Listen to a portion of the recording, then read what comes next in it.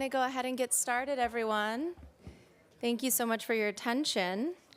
So good evening. I hereby call the Palm Springs Regular City Council meeting of November 9th, 2023 to order. And today I want to invite Rebecca LaCour to come up. She is an 8th grader at Raymond Cree Middle School. She's the ASB president and takes her job very seriously. She loves animals and recently adopted a Bernedoodle named Vanellope. She has a small business selling bracelets and healing rocks and enjoys volunteering. So Rebecca, please join us.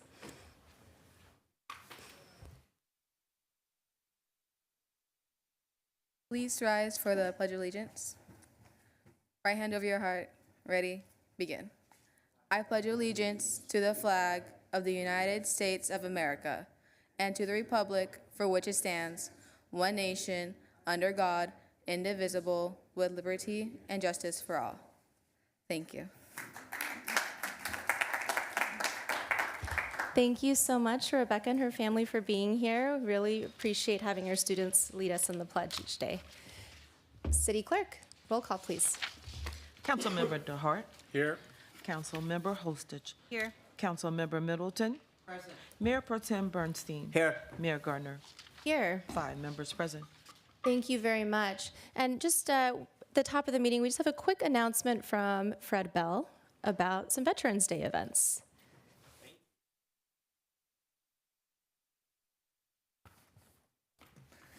Hello, Fred Bell, Vice Chairman of the Air Museum. I have just a couple of really kind of cool things if you're an airplane guy or girl. The flight deck of a B-29 that flew during World War II that we've restored will be dedicated at 11 o'clock at the Air Museum on Saturday. And so, again, if you're an airplane geek or a patriot, come on over. That'll be done at 11 o'clock, and then there'll be cake because that's also the Air Museum's birthday shortly after that. So we invite you to do that. There is one other thing that I thought might be interesting for you that happened in the interim, and that is that the United States Air Force has asked us to send Bunny back to Joint Base Andrews on Friday of next week for the swearing in of General Brown, who is the first person of color as the head of the Joint Chiefs of Staff. And so the airplane, after she does the flyover for Memorial Day, will get some fuel, we'll put the people and parts in it, and it will head east for probably a 2 to 3 day journey where it will be there for his swearing in. So that is kind of a big deal, and that happened in the interim on the Speed 29 thing, but I thought you would like to know that we have that aircraft here, the Tuskegee Airmen aircraft. So thank you very much. Thank you so much. And we will have our Veterans Day Parade on Saturday, November 11th at 3:30 p.m. as well. Next, I want to pass it over to our City Manager, Scott Stiles, to talk about Pride.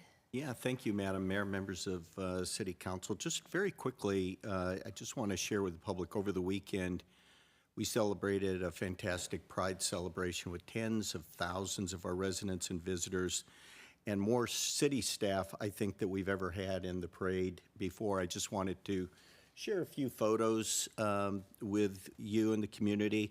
Really a big thanks to our police and fire public service personnel. They ensured a safe and fun event for everyone. I know our LGBTQ community and the many visitors we had in town really appreciated their presence. Really huge kudos to our streets crews for managing the parade route, road closures, and all the aftermath of the cleanup. It's really a huge undertaking, and we really appreciated all of their hard work. A big shout out to the city's special events planning team for their hard work in partnering with Pride to ensure the successful execution of this incredible community event, which just keeps getting bigger and better each year. And finally, I want to thank our human resources team, specifically Jeremy Hammond, Stephanie George, and all their staff for putting together our first ever city float. The staff had really a blast riding along that, and special mention to the airport for creating their own float that really represented the Fly PSP experience. And then just from a personal note, finally, I wanted to just say this was my first Pride Parade, and I must say I had a fantastic time walking the parade route and really meeting what I felt was almost everybody that lived in Palm Springs. Really want to thank our business community, our residents, really for coming out and showing their support. A big thank you, especially to everyone at Greater Palm Springs Pride for organizing a tremendous weekend that truly highlights our diverse city and the love we have for our LGBTQ TQ community. So until next year, we're looking forward to it. Thanks. Thank you so much. And congratulations to Councilmember DeHart in his personal capacity and leading us in all of the Pride events. You always do an amazing job, and this year definitely topped every other year. So thank you so much for your hard work. All right, and then one more great announcement from Councilmember Middleton. Right, thank you, Madam Mayor. Excuse me. One of the biggest issues that we have faced over the last 2-3 decades has been the absence of a bridge over the wash at Indian Canyon. And I'm very pleased to report tonight that we are not at the finish line, but it is in sight. Earlier this year, thanks to the incredible work of Tom Kirk and the folks at the Coachella Valley Association of Governments, we became aware of a funding source that was going to be approximately $300 million. There was a limit of $50 million that could be awarded to any one project in the course of this. There were over 20 applicants from across the state and places with incredible devastation that occurred in their communities. And on Monday of this week, the California Transportation Commission staff issued their report with recommendations, and the first project that they recommended is $50 million in funding for the Indian Canyon Bridge. That's $50 million out of a total of $310 million, and one of only 2 projects that was recommended by staff to receive full funding. That $50 million, along with a commitment from the 9 cities that make up the Coachella Valley Association of Governments for another $25 million, will bring us to $75 million, and the money that is needed to complete a bridge as well as biking and walking trails. And notwithstanding what everyone has seen in the preliminary drawings, and they are preliminary drawings, that additional infusion of $25 million from across the Coachella Valley is the money that we will need to be able to address blow sand in addition to the flooding. This will go to the California Transportation Commission at their meetings in Riverside on December 6 and 7. And as we know, it's up to the Transportation Commission itself to make the final determination, but we have the staff recommendations.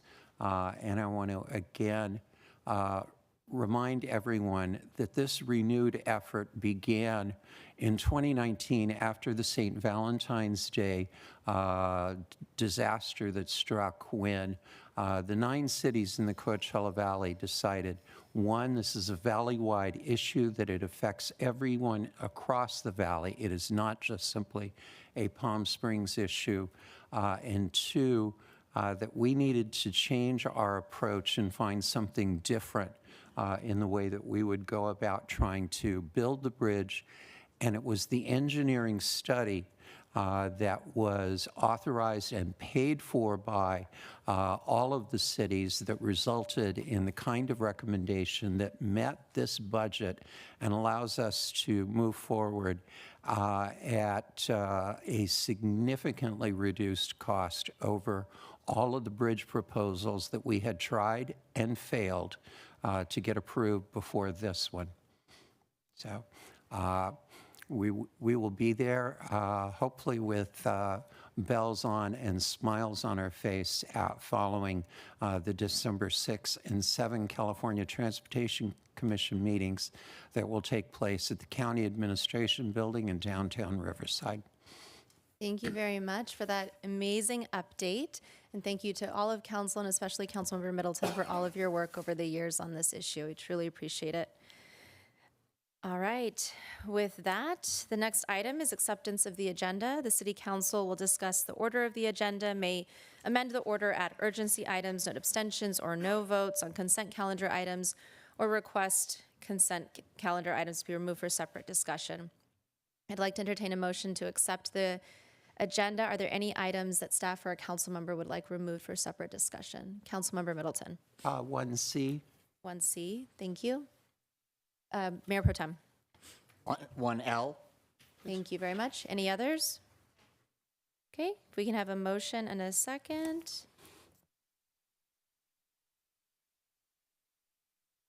And then we can vote.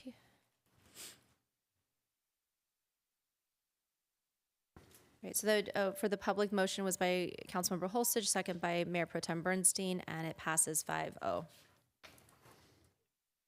City Attorney Ballinger, can you please report out on closed session? Yes, Honorable Mayor, members of the City Council, and members of the public. The City Council met in closed session to discuss the one item that is listed on the agenda, and there was no reportable action. Thank you very much.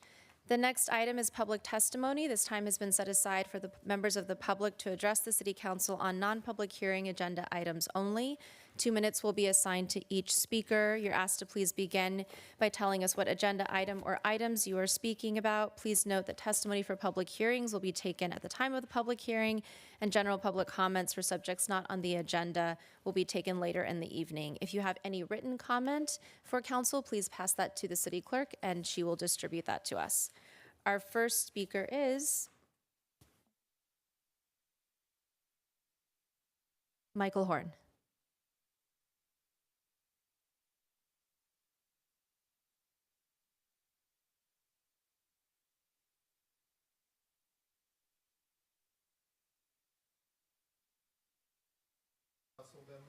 Michael John Horn, owner of the Club 541 next to Sunny Dunes, and I'm here to speak in reference to our Sunny Dunes Neighborhood Association. My colleague John will be reading a letter asking you to consider the proposal for having an association, a business association in that district. It's a great district. It's very diversified, and it has a lot of different businesses, and I think a great potential. So that's all I wanted to say. Thank you for listening to my few words. Thank you very much. Next speaker is Dave Powell, followed by Brad Anderson.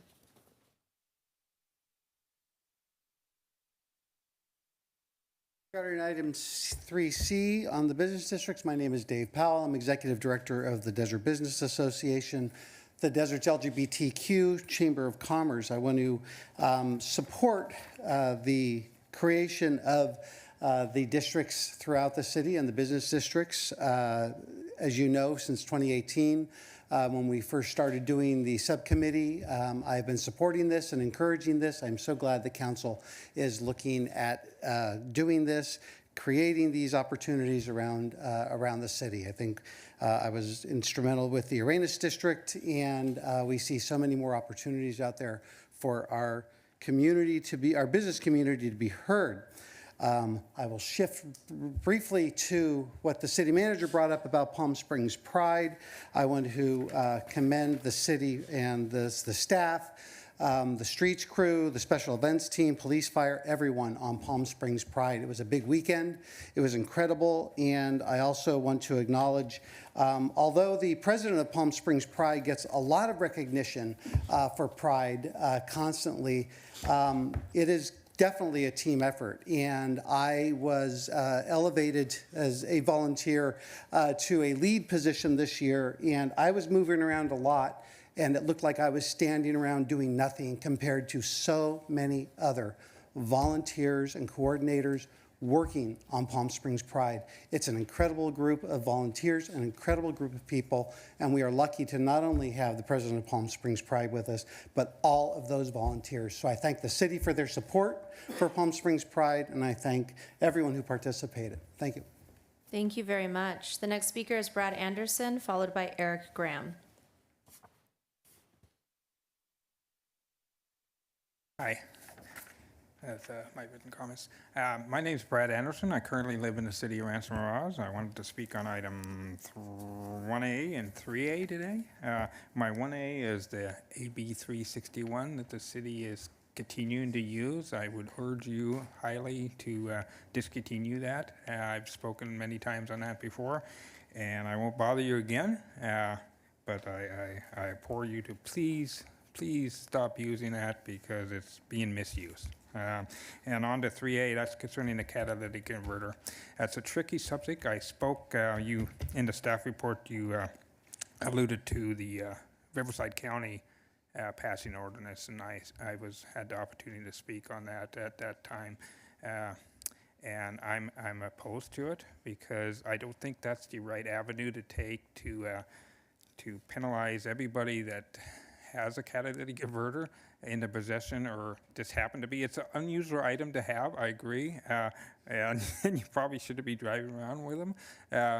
But I don't think that's the key. I mean, as I spoke before at the Riverside County board meeting, I remember as a kid, radios were the issue. People would steal radios out of your car, and nobody made that. I don't understand why you wouldn't be able to possess criminal charges against anybody that happened to have just because you can't identify that to a certain make or model of car. It doesn't make any sense. It's still crime, and that's all I have. Thank you. Thank you very much. Eric Graham, followed by John McBain. Good evening, Council. I'm here to speak on, of course, the business ordinance for administration and facilitation of that ordinance. I want to explain that I actually work and live in South Palm Springs. Lovely neighborhood. It's greatest I can't imagine living anyplace else. I got to tell you a little story. We're going to go back to 2020, March. Driving down the street at 6 a.m., not a soul in sight, not a car in sight. Driving down Laverne to my job, not a car in sight, not a soul in sight. Looking down all the way to Sunrise, can see for miles, not a car in sight and soul in sight because we are shut down for COVID, except for 2 businesses in Smoke Tree Ranch, Ace Hardware and Ralph's. Going into those businesses every day was my pride and joy. Meeting those customers still coming into the door getting what they needed. That was where I worked. It was my pride in those days, trying to get through that. 10 minutes before 6, we're closing. A woman walks in the door and she says to me, she's devastated. She can't find any toilet paper. It devastated me also. Ran back, looked into the box because we have no toilet paper. Handed her that toilet paper and off she went. I freaked out. The next morning, I pick up the phone because I'm going to call one of my neighbors, one of my businesses that I know, but they're all closed down. All the phone numbers I have, all the communication, I don't have any of it. Well, let's see. I'm going to call the city. They'll have something. The city says, hey, get on a Zoom meeting next Thursday. We'll be more than happy to help you. And I'm like, oh, that ain't going to help me right now. This ordinance is probably one of the most important things that we can actually move forward today because the communication between us businesses is going to change. And I don't want to go through that again. Thank you. Please do this. Thank you very much. Thank you so much. Appreciate it. Last comment is John McBain.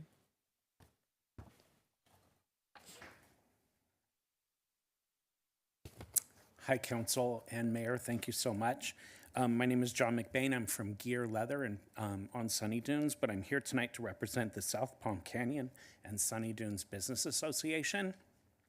And I have a letter that we put together that I'd like to read.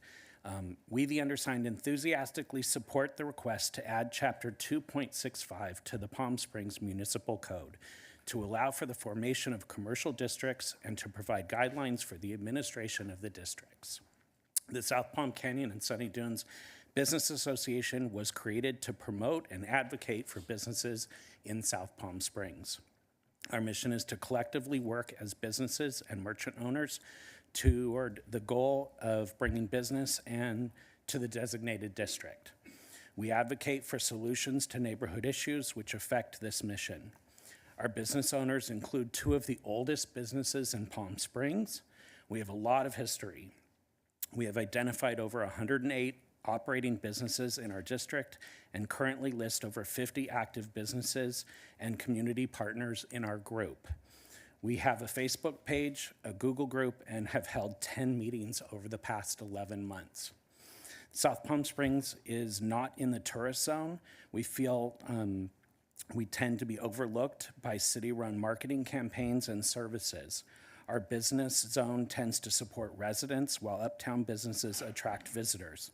This area is especially important to the locals. We have the same interest as the Main Street, but need help driving commerce and making improvements to the health, safety, and welfare of our business owners and clients. We are delighted that the City of Palm Springs has plans to foster and support these partnerships and has engaged a Central Business District Administrator. We look forward to working together. With our appreciation, the South Palm Canyon and Sunny Dunes Business Association, and it is signed by Gear Leather and the other businesses listed, and I believe you all have a copy. Thank you so much. Thank you very much. And just a reminder for the public, the next two public comments I have are for public hearings, and so we'll be taking it at the time of the public hearing. Let's see. All right, the next item is the consent calendar. I'll entertain a motion to accept the consent calendar without items 1C and 1L, which will be removed for separate discussion. We have a motion made by Mayor Pro Tem Jeffrey Bernstein. Do we have a second? I'll do that after the vote. Or do you need it before? Okay, and then if we can all vote. The second by Councilmember Holstage, and the vote is 5-0 for the consent calendar. Councilmember DeHart, if you had a comment, go ahead. Thank you. A few items that I just want to comment on. First is for item X. It's not often we see an item come before council where staff has said, hey, we recognized we made an error and we want to correct that error. And I appreciate staff doing that and bringing forward their staff recommendation for item X. Also on item O, hats off to whoever was behind getting the defibrillators in all of our city buildings. I think that's a huge step forward and a great investment. So thank you for doing that. And item S, kudos out to the police department. This is almost a silent item, but $4.8 million, $4.5 million grant coming in to help retail theft prevention and support programs in that arena. So kudos to the police department for securing that grant and bringing that forward. And huge shout out to the Las Palmas neighborhoods for taking the initiative to establish the Dragon Art that was installed this week, and it's beautiful. Go see it on Chino and just east of Palm Canyon, and much appreciation to the neighborhood for bringing that forward and just bringing art into our community. So that's it, and thank you. Thank you. So the next item is item 1C, a resolution setting the regular city council meeting schedule for 2024. And Councilmember Middleton, I think you have a request. Yeah, excuse me. My request is that we change two meeting dates, both of which would allow me to attend the Board of Directors meetings of the League of California Cities. The first change would be to move our regularly scheduled meeting of Thursday, February 22nd to the following Thursday of Thursday, February 29th at the same time. It would still provide us with 2 weeks between the meeting on the 29th and the March 14th meeting. And the second request is that we move the regularly scheduled meeting of Thursday, July 11 to Tuesday, July 9. And that will accommodate all of my conflicts with league meetings, and I think would be the fewest changes we've made to a calendar since I've been on council. Yes, that's absolutely correct. Thank you so much. Do we have any comments or conflicts with that from council? No? Okay. I didn't have a chance to check. There's no holidays on those dates, right? We check that? No, there's no holiday. Well, it is a leap day. All right. But no, there's no other holidays on. All right, if we have it, can we get a motion and a second? Like a motion made by Councilmember Middleton, a second by Mayor Pro Tem Bernstein. And the item passes 5-0 to accept the 2024 City Council meeting dates. Thank you. The next item is item 1L, authorizing the purchase of 48 new vehicles. Mayor Pro Tem, do you need a staff report? Yes, please. Okay, if we can get a staff report on that item, please.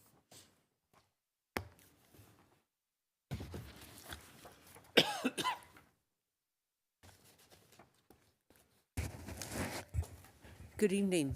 This is a significant purchase in addition to our existing fleet that has been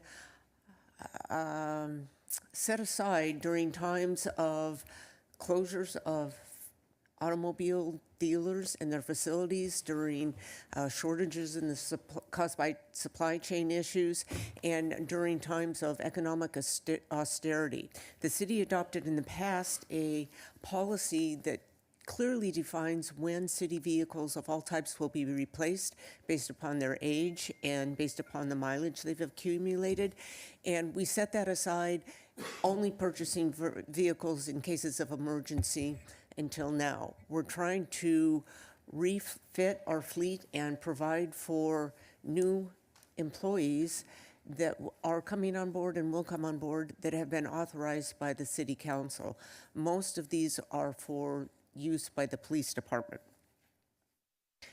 The request is to purchase the specific vehicles that are outlined in your staff report. You'll notice that they are different from the vehicles that we've purchased in the past for several reasons. One is simply due to the fact that we can't get some of the vehicles we would really like to. Typically, the police department have used the interceptors, and we have 23 of those on order now. They've been on order as authorized by the city council for some time. We don't have delivery dates on them, and it may take up to a year for that order to be filled. Ford stopped their acceptance of new orders for interceptors for the year of 2023, and they haven't started even accepting orders, nor have they put out specifications or pricing information for the year 2024. Given that we really need new vehicles, we needed to look beyond the usuals that we accepted. What is left remaining viable to meet the needs of the police department in particular are the Dodge Durangos, and they meet all the performance criteria, but they don't meet the sustainability criteria that we otherwise would look to achieve through our policies. There aren't other vehicles on the market that meet both the needs of the police department and the needs of the and our desires for sustainability. The equipment needed for a pursuit vehicle drains down a battery life more quickly than for a hybrid. We don't have the infrastructure in place for charging all of the vehicles, although we will be working for that in the future. Therefore, it would take the vehicles themselves out of circulation for recharging purposes for longer than is an acceptable period of time. Further, the other types of vehicles available are either too small on the interior, they don't accommodate the needs for the officer and equipment and prisoner transport, or they are not able to meet other requirements, including ballistic doors, which are required for the safety of the officers. So what is before you this evening provides for new vehicles for new officers primarily. It also provides for vehicles for the Parks Department, which has a couple of 15-passenger vans that are way past their useful life and need to be replaced, and for several of the new Parks employees themselves. So with that, I'm here to answer any questions that you might have. Thank you very much. And just so the public knows, this is Lori Alayan, who is our interim facilities and maintenance director, correct? Correct. Thank you. Okay, thank you. Mayor Pro Tem, go ahead. Yes, thank you, Lori. Thank you very much for that report. So I guess my first question, are any of these vehicles hybrid or electric? At all? There's 48? No, we have on order already 23 of them, but this new order does not include any electric or hybrid vehicles. And even the ones that are the Parks Department that aren't the 15? I know the police have very specific needs, and it's hard to replace them, but they are not. Okay, because I mean, I know that our environmental preferable purchasing policy says that we'll do electric vehicles or hybrid wherever possible, or the most, if not, the most fuel efficient. So did we do all of that? Do you know with all of them? We did work with the Sustainability Department to go through their matrix decision tree. And the 4 vehicles for parks are for vans, so that may be part of the challenge as well. Okay, and just to be clear, I'm not sort of arguing against getting what the police or anyone needs, because I know they need the vehicles. My concern is that this is actually, I think this is the second time this year where we haven't been able to get them, and partly it's timing. And so really what I'm trying to say is how can we, I know they haven't opened up the 24, how can we be more aggressive in making sure in the future that we actually do have hybrid or electric vehicles, and getting to that point that we are, as part of our climate action plan, we're trying to reduce our emissions? I guess it's sort of a hypothetical question, but it should be a real mandate of our city that says going forward for the next 3, 4, 5, how many years, that we think about where our fleet is going to come and what options we have to be more sustainable. And if we need more chargers, do we have enough of a plan in place to do so? I can offer 2 thoughts. One is that at this point, because we have delayed the routine purchase of vehicles for such a long period of time, we're in dire straits and we really need to replace them. The next time we go to purchase, hopefully it will be in accordance with our routine replacement policy. We'll have the leisure of using the vehicles for a little bit longer if there aren't things on the market that are hybrid or that are electric that are available for us. At this point, we need to move forward, so we are not able to be as choosy as we might otherwise be.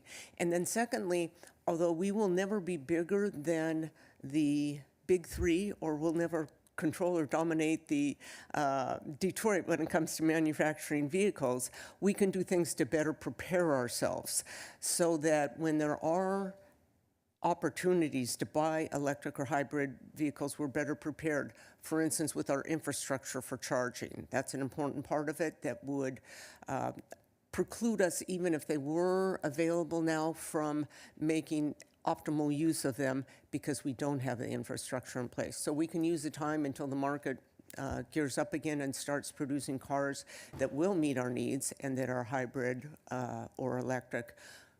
We can use that time to be better prepared. And I would fully support that. And I guess the last question is are we looking far enough advanced in terms of ordering? I know that you said you have some on order. Is there anything more that we can do for next year or whatever, saying that we think we're going to need more? Let's get them in earlier than we might actually need them, just so we can be sure that we have sustainable vehicles? I'm sorry, is there anything we can do to order farther in advance of actually desperately needing them? Not unless the auto dealers allow ordering or name their price or provide specifications so that you know what we're buying. Okay. I know it's a difficult question, and I'm not, and I support obviously getting the vehicles we need. I'm just, how do we get to the point where we abide by, where we really make some action in our sustainability? Because really, the vehicle emissions is probably the biggest change that we're going to need to lower or to meet our climate action plan here, as far as I Absolutely. understand. Okay, I mean, I'm fine. I just wanted to raise this issue. I think it's important to be top of mind for council and staff that this is a priority. Thank you. LP, did you want to say anything? Okay. Okay, great. LP is our sustainability director. Councilmember Holstage. Thank you so much. I just have a question about the resolution from 1996 explaining the cities or establishing the city's vehicle replacement policy. Is that still current to best standards considering it's To my knowledge, it has not been updated or revised since then. right? So that's the question is this still the policy that we should follow? Or these mileage and years still accurate for us to follow? You know, we might want to consider in the future if we do update this, and it needs to because of best standards and changes in the market and industry and technology, you know, change the wording for alternate fuel vehicles and include sustainability in those. But you don't think right now, you think that still, you know, 3 years or 90,000 miles is good for police patrol cars, et We cetera? would still recommend the mileage and the age. Thank you. Any further questions or comments from council? Okay, thank you. At this time, we will need a motion and a second. We have a motion by Mayor Pro Tem Bernstein and a second. I will second. Second by me. And it is a 5-0 vote to authorize the purchase of 48 new vehicles. Before we move on to our public hearing, I just do want to remind council of item 1D, which is our roster of city council subcommittees and external organizations. Please be mindful of taking a look at that and submitting any changes to the city clerk by December 4th. That way, Mayor Pro Tem can prepare a recommendation for us to approve on the December 14th meeting. Okay. The next item is item 2A, a public hearing for an application by Eric Ellenbogen, John Engelman, and Thomas Engelman, represented by the Palm Springs Preservation Foundation for historic designation of the Blankenhorn Gilmore residence located at 1850 Smoke Tree Lane. May we have a staff report, please? Good evening, Mayor, Mayor Pro Tem, and members of council. I'm going to call our Historic Preservation Officer, Sarah Yoon, up to deliver the report and all of the hard work that she's done on this. So, Sarah, if you could come up and deliver the staff report, and I'll be available to assist with questions.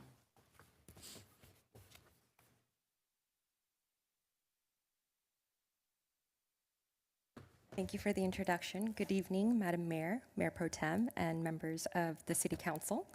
The first application before you today is an owner-initiated application for historic designation of the Blankenhorn Gilmore residence located in the Smoke Tree Ranch subdivision. The construction date is believed to be 1930s, but the period of significance is identified as a date range that spans from 1930 to 1990. This captures the time frame in which the home was owned by the Blankenhorn family and the Gilmore family. And it also captures the time in when the two significant architects worked on this building. I would actually like to quickly note that there was an error in the staff report identifying this period of significance. The correct period of significance is 1930 to 1990. The photograph we see here is the home during its earlier years. The home was initially designed by architect Garrett Van Pelt, Jr., who was rather prolific in his own right, but also significant as the architect who employed Albert Frey before he launched his career. This rustic and rambling ranch-style home was identified as one of the first private homes built in Smoke Tree Ranch and credited for setting the design standards for homes that were to be built in this new community. As the Historic Resources report states, the Smoke Tree Ranch development was marked as a dude ranch resort that emphasized rustic desert atmosphere as an exclusive experience, and much of those aesthetic decisions continue to this day. The home was soon sold to the Gilmore family in 1935 and remained in their possession until quite recently. So the evaluation of historic designation does require properties to demonstrate exceptional significance by meeting one or more of the 7 criteria listed in section 8.05.070. And the Blankenhorn-Gilmore residence meets criterion 2, 3, and 5 by being associated with 2 important families in the community, the design representing the rustic ranch-style architecture, which was reminiscent of that time period, and both the original design and its later alterations were associated with renowned architects that have influenced architecture in this region. Evaluating integrity is based on the 7 topics that are listed here. The home remains in its original location, and the site design and context remains consistent. The design intent for the home remains through the use of mass, form, and materials. And as detailed in the staff report, all topics of integrity were met.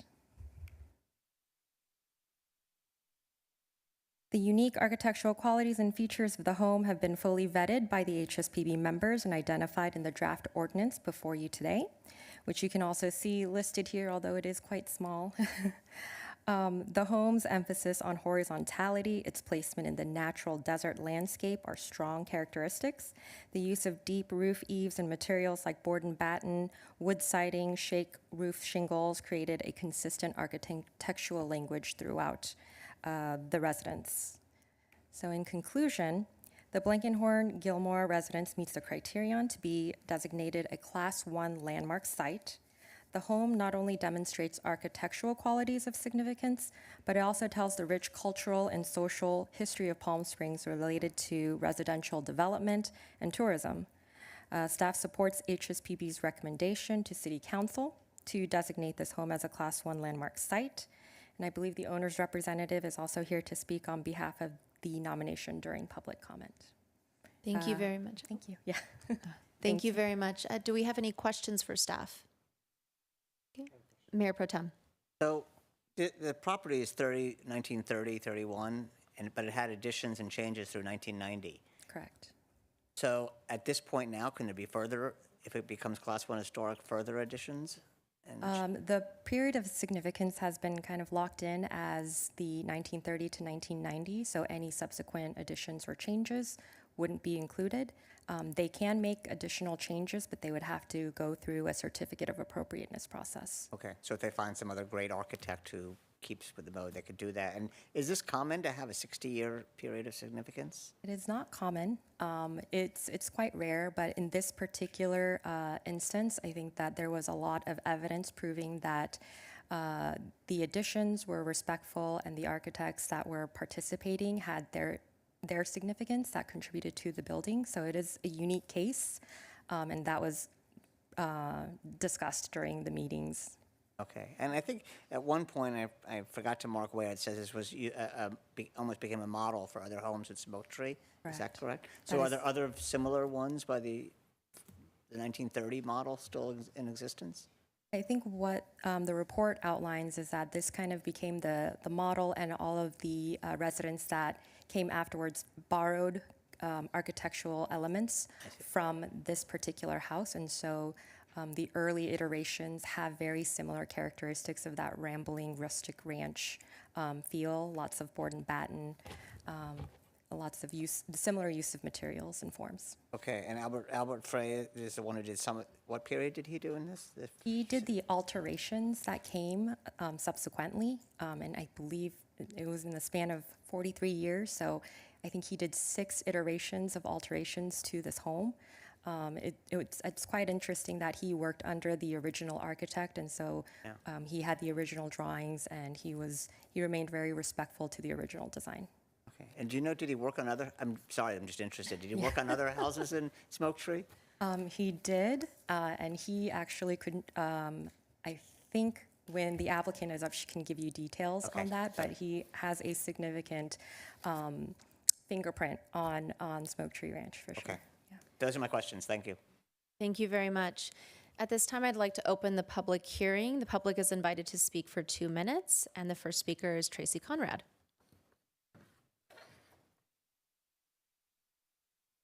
Good evening, Madam Mayor, Council, and staff. My name is Tracy Conrad. I am a board member of the Palm Springs Preservation Foundation, as well as Chief Operating Officer of Smoke Tree Ranch. So I'd be delighted to answer your questions. This is the very first house at Smoke Tree Ranch. It was built by Mac Blankenhorn, who was the developer and subdivider of Smoke Tree Ranch.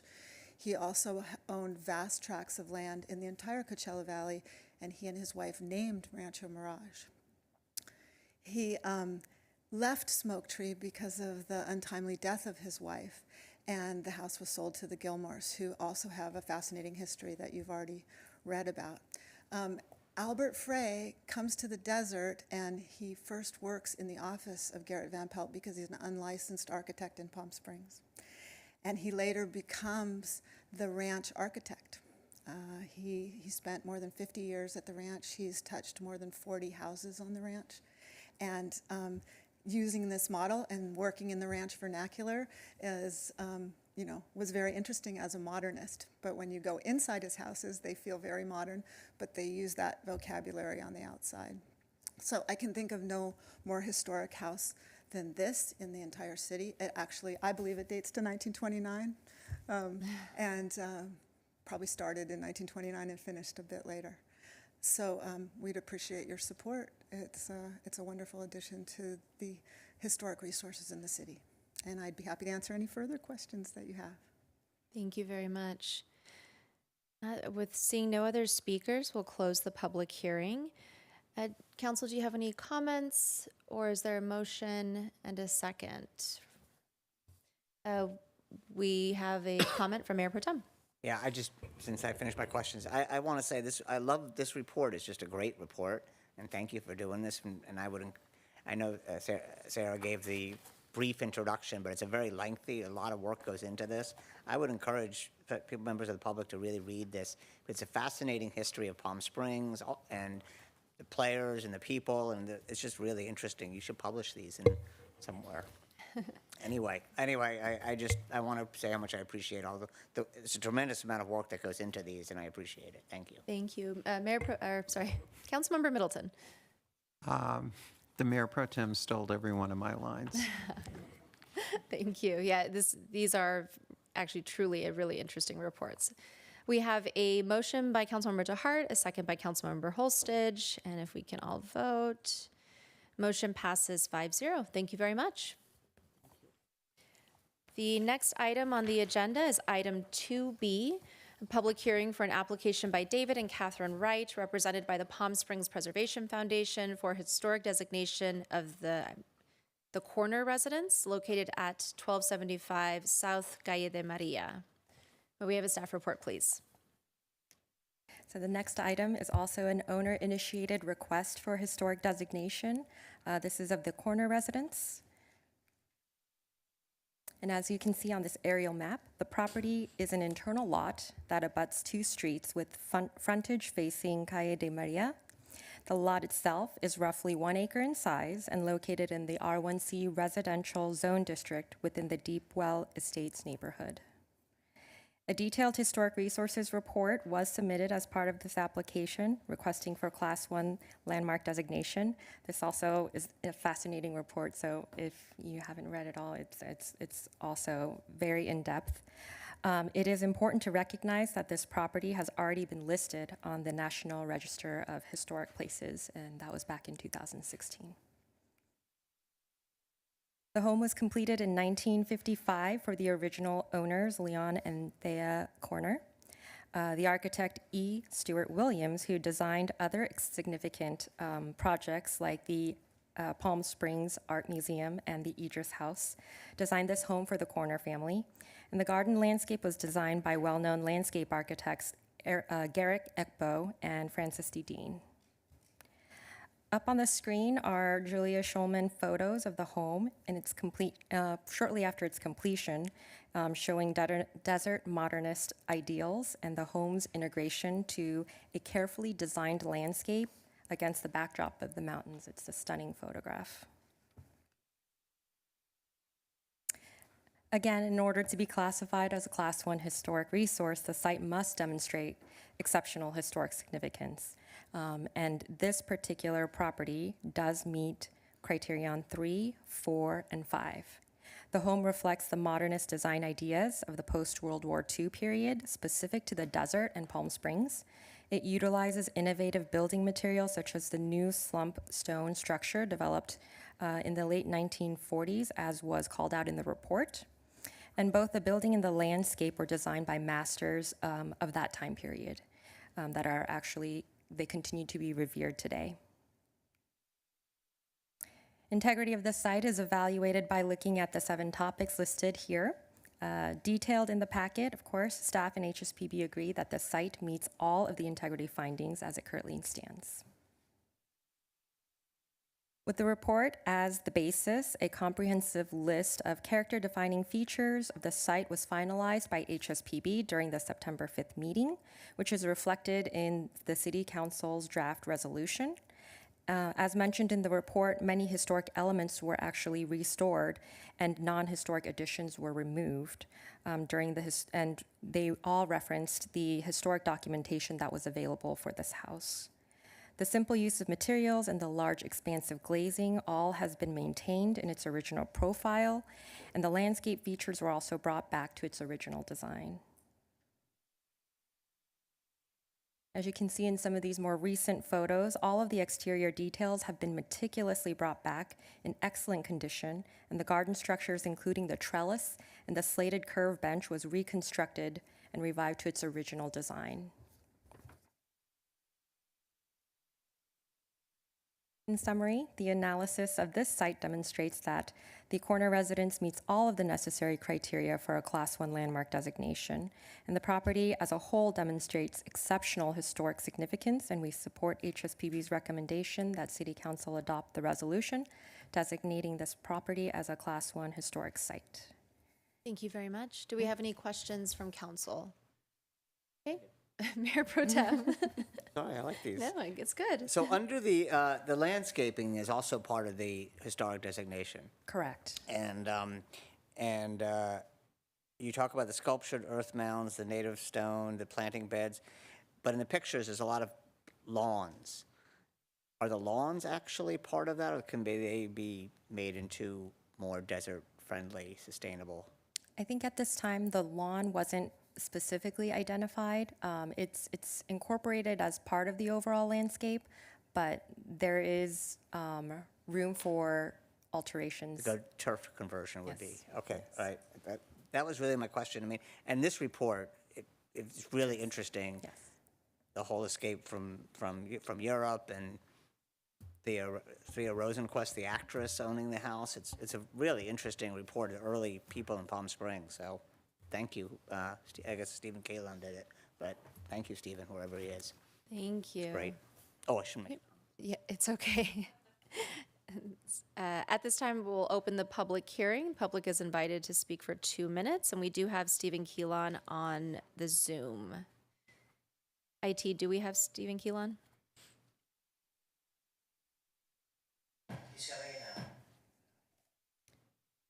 All right. Hi, Stephen. You have 2 minutes. Are you able to hear me? Yes. All right. Well, thank you, Madam Mayor, City Council, and staff. I'm representing David and Katie Wright, the owners of the house, who enthusiastically endorsed this Class 1, and thank you for considering it.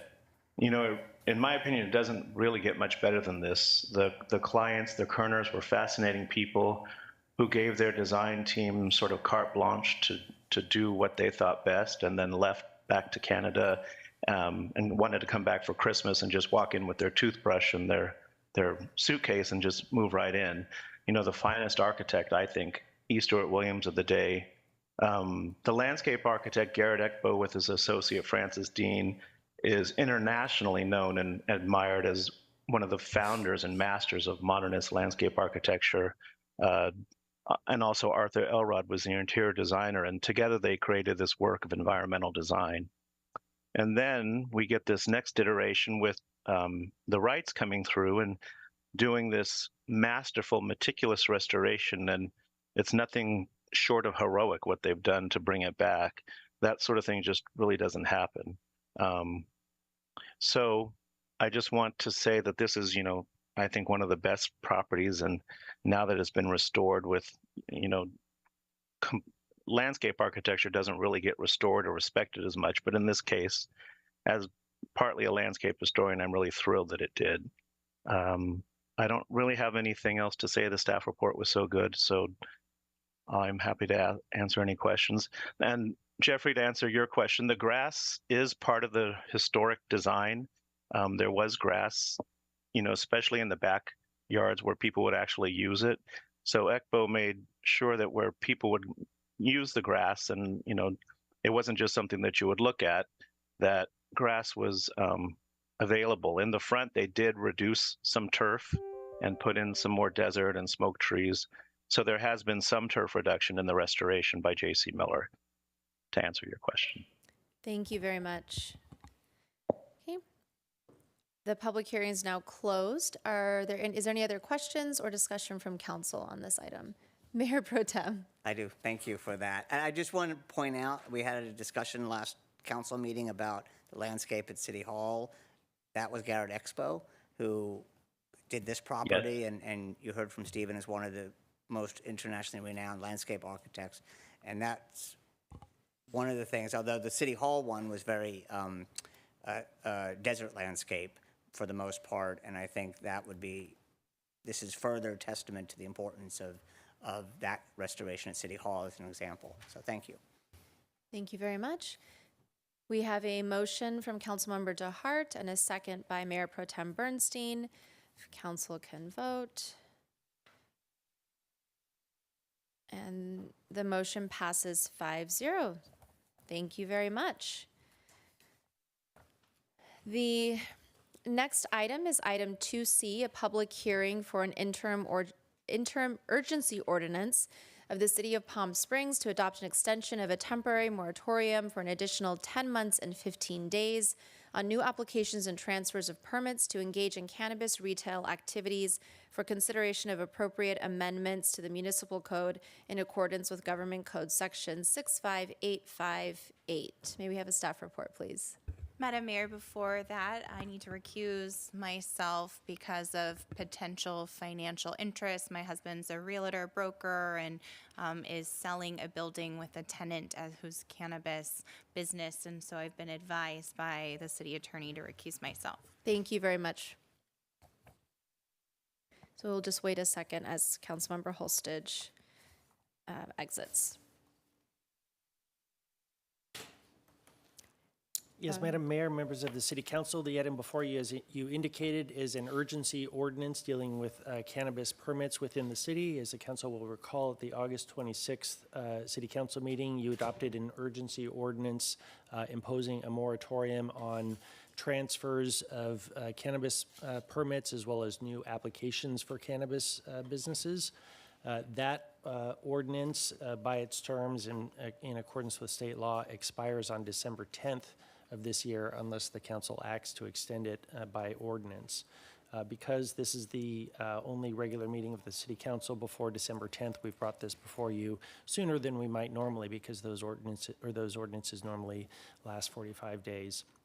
Under the original ordinance, staff is going to prepare a report that will be made available to the public as required by state law that explains the efforts that the city is making to address the issues that were the basis of the original moratorium, and those include potential revisions to the city's ordinances dealing with cannabis. So that will be made available by November 30th. The ordinance before you extends the current ordinance for 10 months and 15 days. So there will be an extension into the new year. As with the existing ordinance, there will be another report provided 10 days before the expiration of this ordinance that explains for the public what efforts the city is making to address the issues that gave rise to the moratorium.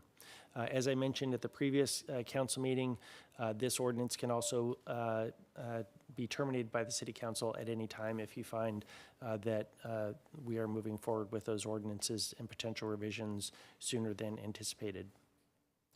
I understand that the city received today correspondence from an attorney representing Organic Solutions, which is one of the permit holders within the city. It's my understanding that that business is not currently operating, but they do hold a permit And their objection to the ordinance has to do with the prohibition in the ordinance against transfers of existing permits. And so they are asking the city council to remove that prohibition against transfers. They are arguing that essentially the city council should just allow existing permit holders to conduct business as usual and transfer their permits. As I indicated, Organic Solutions does have a permit, but they're not operating. And so allowing permits to be transferred for businesses that are not operating would essentially be allowing transfers of paper permits, really. And staff believes that this prohibition is justified.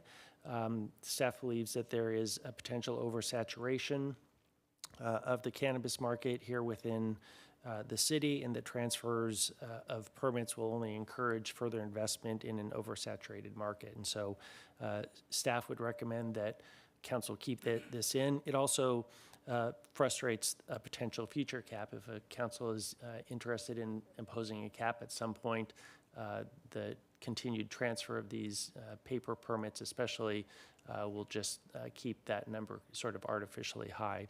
Of course, if the council wishes to, you can remove that transfer. It's within your discretion to narrow the scope of this ordinance. But that would be staff's recommendation. So that concludes my presentation. I'm available to answer any questions you might have. Thank you very much. Do we have any questions for staff? Councilmember DeHart.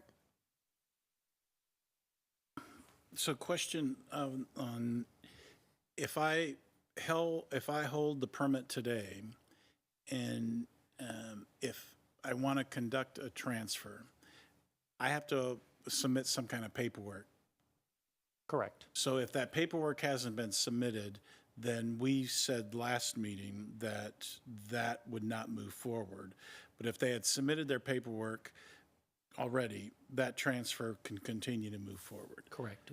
If they've got a complete application, yes. Yeah. Okay. Any additional questions? Mayor Pro Tem.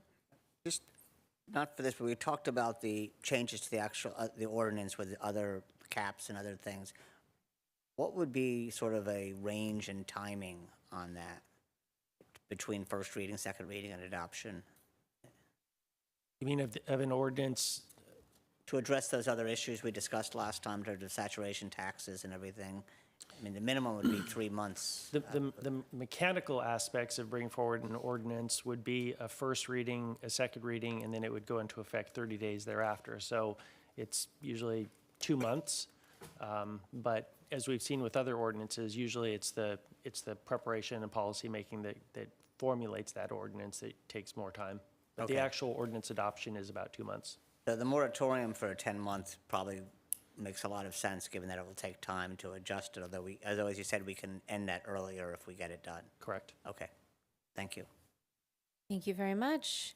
At this time, I'd like to open the public hearing. The public is invited to speak for 2 minutes. We have 2 speakers. The first speaker is Stephen Viatic. Thank you very much for providing the pronunciation for your name.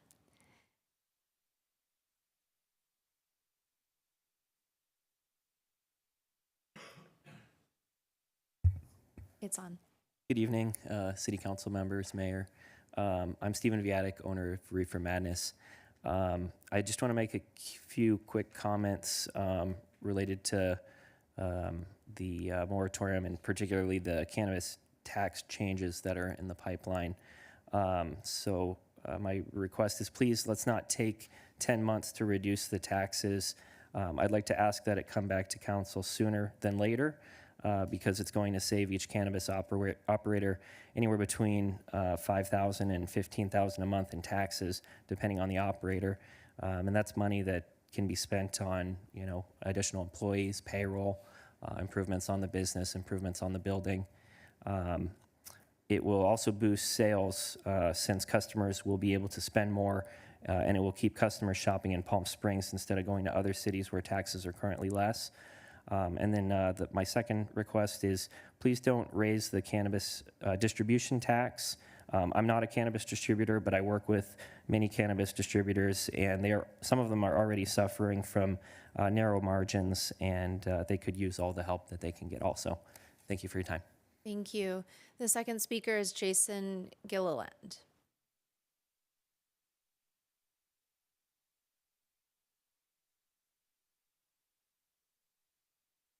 Hello, good evening. My name's Jason.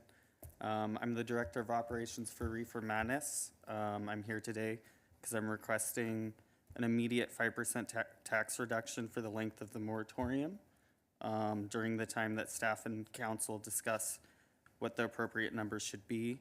And I want you to keep in mind that it can be raised or lowered at any given moment. And an immediate tax reduction will provide prompt support for the current financial crisis for the cannabis industry that it's facing while the staff and council deliberate. Thank you. Thank you very much. At this time, the public hearing is closed. Is there any additional questions or discussion? Councilmember DeHart. For the city attorney, hey, Jeff, so the ordinance comes back to us in whatever date. If there are recommended tax changes in that ordinance that comes back to us, can those changes be retroactive? If there's a tax change recommendation? I don't see why not. And I should supplement my previous response to the process for adopting ordinances. Our charter follows state law and creates an exception for ordinances dealing with taxes and doesn't require those to be to take the 30 days to become effective. So those can be adopted, the first reading, second reading, and they can then be adopted or effective immediately upon adoption. So I'm glad that was raised. Thank you. Thank you. And City Attorney, can you just address the request that was made about immediately lowering taxes during the moratorium? Is that something that we're even able to do at this time? The technical aspects, yes. If the council, wanted to give us direction to bring back an ordinance and immediately amend those tax rates, the council could do that. Again, taking into account a first and second reading. Right, but we could not do that currently at this meeting. Not at this meeting. Right. It's not on the Okay, agenda, correct? Great. Thank you very much. I appreciate that clarification. Councilmember Middleton. Thank you. I recently became aware that in the manner in which cannabis taxes are calculated, that there are multiple situations where we are taxing upon a tax, and that's not something that has been ever as I understand it, the appropriate system for taxation. So I would like to get a report back from staff outlining all of the tax calculation methodologies that are using so that we have an understanding of exactly what taxes are applied and how they are applied. And I am certainly open to making changes in tax policy, most particularly where we would have something, to my way of thinking, as inappropriate as taxing upon a tax. Thank you. And a question for council. On this issue of cannabis, obviously we have many different items that we'll be addressing in the next at least 10 months. Is there interest in reviewing these items all together or one by one? Would council want to review taxes separately and then move to saturation, et cetera? Mayor Pro Tem. And my preference would be to all together, but as soon as possible. So if we can do them all in the beginning of whenever the next, I don't know, the next meeting, or the first in January, and potentially adjust the taxes right then, be fine. But my preference would be to all together. Thank you. Councilmember DeHart? So I recall at the last meeting, staff was thinking that they would be able to bring back the changes in January. And I think if they stay on that course, I'm in favor of reviewing all their changes at that time. Okay. But if we hear staff is needing February, March, then I think I would be open to looking at individual line items like the tax item, because that shouldn't hinge on other recommendations that are coming from staff. Thank you very much. Councilmember Middleton? I agree with the comments that have been made and that kind of timeline. But I am concerned when it comes to the moratorium that we move as quickly as we can. I don't believe we're doing anyone any favors by continuing to make it appear that this market is not already overly saturated and that the stability of the market is going to improve when we do have a moratorium and let every business determine which ones are going to survive and which ones are not. Thank you very much. I appreciate that. So staff, I agree with my colleagues, so just want to make sure that you had that direction. And in speaking with Veronica Goodhart, she's indicated that she believes that that can be brought back by the second meeting in January. Fantastic. Thank you so much to staff for your work on this, and thank you for the public comments. Okay, at this time, if we can get a motion and a second. So there's a motion by Councilmember JaHart and a second by Mayor Pro Tem Bernstein. Is this to accept staff recommendation of extending the ordinance or extending the ordinance? Yes, okay. Just making sure we're all on the same page. Okay, motion passes. Well, four with one recusal. Mayor, we have a reading of the title. Yes, please go ahead. An interim urgency ordinance of the City of Palm Springs, California, to adopt an extension of a temporary moratorium for an additional 10 months and 15 days on new applications and transfers of permits to engage in cannabis retail activity for consideration of appropriate amendments to the municipal code in accordance with Government Code Section 65858. Thank you very much.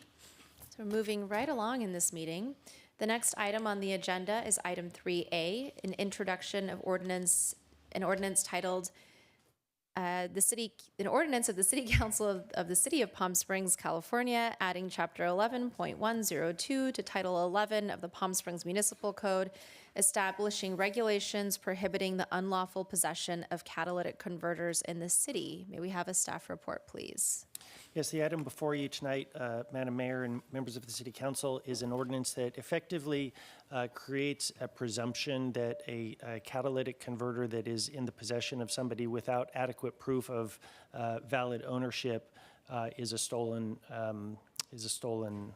catalytic converter. As the Council is aware, catalytic converters contain valuable materials such as platinum and palladium, and those are metals that are commanding ever-increasing prices on the recycled market.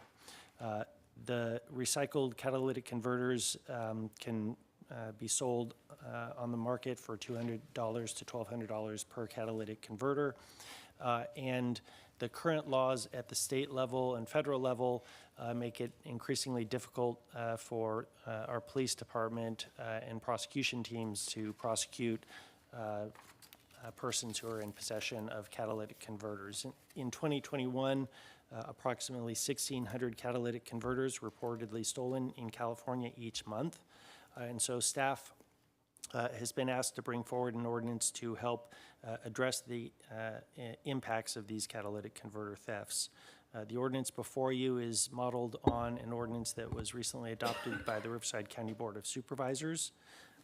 And it helps supplement several state laws that are in effect dealing with core recyclers who are required to keep a detailed written record of catalytic converters and other vehicle parts, as well as another state law that prohibits persons from purchasing a used catalytic converter from anyone other than certain specified dealers. So as I mentioned, the ordinance makes it unlawful for a person to possess any catalytic converter that's not attached to a vehicle unless the person has a valid proof of ownership of that catalytic converter. Under the ordinance, documentation or other proof is spelled out. That can include a bill of sale from the original owner.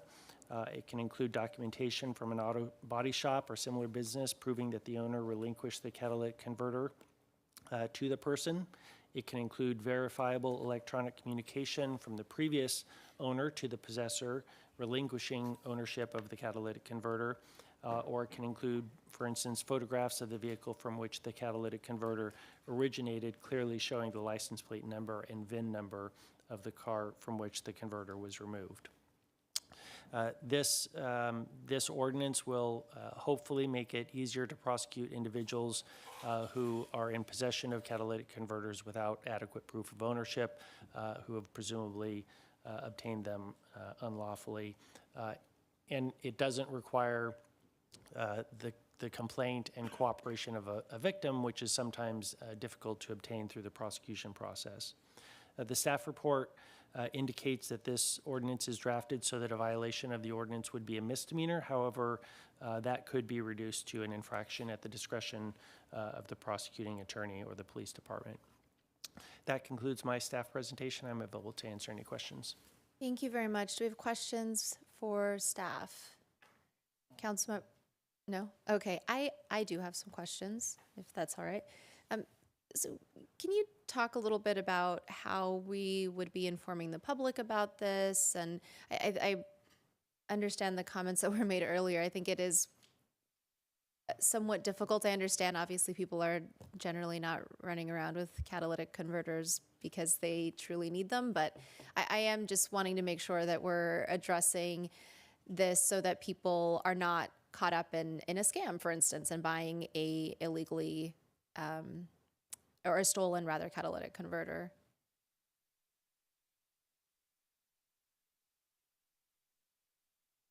It's not on. Sorry. Mayor, the first way to do that would we broadcast on our social media channels, press releases, utilize the city's communication channels to broadcast this ordinance. It's been my experience since this catalytic converter theft started that we have never came across one that wasn't probably illegally possessed. It's just a really, really uncommon item to carry around in your car. And typically when we do find them, I would say 99.9% of the time, it's accompanied with saws, a floor jack, lighting, a couple people, and there are teams that are just doing this together. Obviously, this ordinance does not say shall arrest. Common sense would prevail by the officers that's dealing with this. So, but we would educate the community before we took any action on this. This just gives us a tool to come by. We've had numerous instances because there's no data on the catalytic converters themselves to prove any kind of ownership. So we actually take them for safekeeping, and in the end, the thieves end up walking. We just release them out in the field. We take them for safekeeping, and we try to find a victim. Sometimes we do, sometimes we don't, because they could have been taken from another city, and it's really hard to identify who the victims are. So this just is really a tool. But the key thing would be educating the community on this ordinance. And it's already been broadcast by the county since they've adopted it, so I think we would just piggyback on their communication strategy. Thank you very much. That's helpful. I definitely don't know a whole lot about how all of this works, so that helps to explain it. Thank you. Mayor Pro Tem. I'm sorry for just not knowing. So if somebody steals it, then they sell it to a scrapyard and they recycle it? Yes, there's precious metals in them that are worth money to folks that steal them. There's recycling companies, unfortunately, that act illegally because they know that these catalytic converters are coming to them. They're most likely stolen. They're supposed to maintain a log of it and all that. There's little to no inspection by the state on these recyclers for this. There has been more over the last few years as a result of this epidemic of catalytic converter thefts, but yeah, they make a few $100 off of them. It's a lot better than recycling aluminum cans or any other common objects. You're going to probably get $200 to $300 for each catalytic converter. Do we have any of those recycling agents in this area? Within the valley, but a lot of them that we've come across have been going west in the Inland Empire to a few locations in the Banning Pass and west of there. Okay, but this would actually give you tools to go after the recyclers if they're in possession of them. Yes. In addition, the grant that was passed on the consent calendar, one of the ways that we're going to be addressing this is 3 of the items that we're going to be purchasing with that grant are catalytic converter etching systems. So we're going to be doing etching So we'll etch the VIN number and the owner's information on the actual catalytic converters of Palm Springs residents. This will be a voluntary, free of charge thing. They come in, it'll take a couple minutes, get under the car, and we'll etch them. So that'll help us as well in the future. So there's a few different things we're going to be doing. Right, thank you. Great, thank you. Do we have any other comments or questions? Oh, Councilmember Holstage. Thank you. I have similar questions that have mostly been answered, but just for the public who's interested in this as well. So can you explain in more depth? I know you just said it sounds like you very rarely, if ever, see these legally possessed the way this defined. So I saw it kind of referred to, you know, legal reasons why people might have that. Can you just explain that more for the public? Yes, like as mentioned in the ordinance, I mean, there are people that typically would be some sort of like repair shop that would be cutting these items off. Perhaps the catalytic converter itself is failing and they would have to be replaced. But it's really, really rare, okay? I mean, it has to be damaged probably in a collision, or the system is failing and you're failing your smog test and your catalytic converter needs to be replaced. So it is not a very common item for somebody to cut off of a vehicle. I'm sure most people in Palm Springs are aware of somebody that's had their catalytic converter stolen, and it is a painful process. They're very expensive. There's shortages on the supply for certain models, and the repair job could take weeks for them to get it replaced. There's high volumes of Toyota Priuses that are really commonly stolen from. Unfortunately, our rates here in town, our catalytic converter rates have jumped over the last few years. We're actually trending down over the last several months, but there will be nights, and unfortunately in the city, where we'll have 4 or 5 of them stolen in a neighborhood. And then we'll go a few weeks without any. But like I said, Councilmember Holstage, I have never heard of one of our officers stopping somebody that just happened to be legally possessing a catalytic converter. There's going to be other signs in the vehicle, like the jack, because they're going to need to jack up the car typically to get to it easily, to get into the car, saws, other types of tools that are going to accompany it. Now, if those aren't there and there's some legitimate reasons that our officers can figure out, we do not have to make an arrest. And even then, it would be a misdemeanor arrest at most. And we could do further investigation and file that case out of custody. So this is not a shall arrest. We're going to do our due diligence. It's just a tool, really, to help us. Thank you. So that's what I was going to say as well. So typically we have crimes that have intent, so specify a certain type of intent. This is just possession, and so it doesn't have an intent element, so it is a stricter scrutiny than we normally have, but the police department will have to have probable cause that people have stolen, right? You're not going to target people who look like they legally have these items. And then it'll be up to the DA as well to charge. And I had asked the city attorney, it lists this as a misdemeanor. I see that staff has the discretion to file as an infraction. So it currently lists it as a misdemeanor for each catalytic converter that's possessed, right? So up to a year in jail or a fine per, standard misdemeanor. But that's likely not how it will be charged or how it will actually happen because of the way the DA and the jails are working with misdemeanors. Is that right? So you're correct that this is what we call a strict liability crime. There is no required mental state on the part of the person who is found in possession of the catalytic converters. There is sort of a defense that they are able to proffer in terms of the required documentation that's spelled out in the ordinance. And you're also correct, it is listed as a misdemeanor, although that can be reduced to a wobbler. This would be prosecuted by the city attorney's office.